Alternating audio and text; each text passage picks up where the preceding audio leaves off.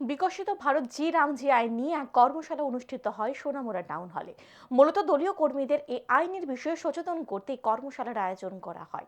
এই দিনের কর্মশালায় উপস্থিত ছিলেন মন্ত্রী টিঙ্কু রায়, প্রদেশ বিজেপির সম্পাদক তাপস ভট্টাচার্য, বিজেপির সংখ্যালঘু মোর্চার রাজ্য সভাপতি বিল্লাল মিয়া, সিপাহীজলা জেলার দক্ষিণাঞ্চলের সভাপতি উত্তম দাস, বক্সনগর বিধানসভা কেন্দ্রের বিধায়ক তোফাজ্জল হোসেন, কাঠালিয়া মির্জা রাজাপুর কেন্দ্রের এমডিসি পদ্মলোচন ত্রিপুরা, সিপাহীজলা জেলা বিজেপির দক্ষিণ অঞ্চলের সাধারণ সম্পাদক প্রসেনজিৎ ঘোষ সহ অন্যান্যরা।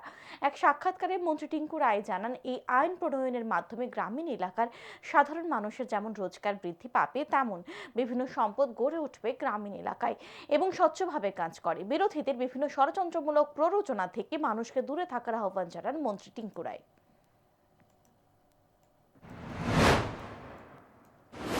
আজকের পরিস্থিতি অনেক পরিবর্তন হয়েছে। আজকে আমাদের কাঁচা রাস্তা বা আমাদের গ্রামীণ মানুষের বাড়ির ল্যান্ড লেভেলিং সেগুলো পরিবর্তন মানে এখন আর দরকার হয় না। তো এই এখন বর্তমান সময় সিসি রোড চাই, কনস্ট্রাকশন চাই, জল নিকাশি ব্যবস্থা চাই, জল সংরক্ষণ চাই। তাই এই কানুন আমাদের সঙ্গে গোটা দেশের এই সময়ের সঙ্গে তাল মিলিয়ে এই কানুনটাকে আনা হয়েছে।